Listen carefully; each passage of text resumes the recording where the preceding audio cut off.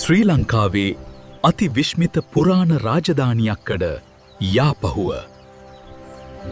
13 වන සියවසේදී යාපහුව ශ්‍රී ලංකාවේ රාජධානියක් ලෙස ප්‍රසිද්ධ වියා.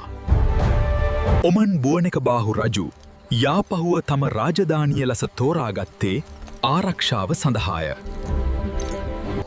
යාපහුවේ ගල් පඩිපෙළ අදටත් ශ්‍රී ලංකාවේ විශිෂ්ටතම ගල් නිර්මාණ අතරින් එකකි.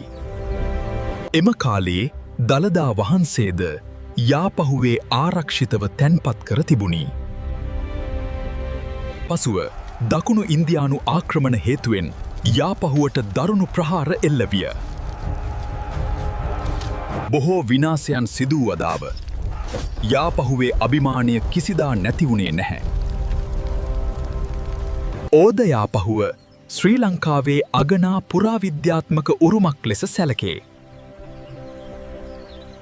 යාපහුව අපේ අතීතයේ වීරත්වය සහ ශිල්ප කලා විශ්මය ලොවට කියාපායි. ශ්‍රී ලංකාවේ ඉතිහාසය ගැන තවත් දැනගන්න සබ්ස්ක්‍රයිබ් කරන්න. අපේ උරුමය රැකගමුට ඉතිහාසය ජීවත් කරමු.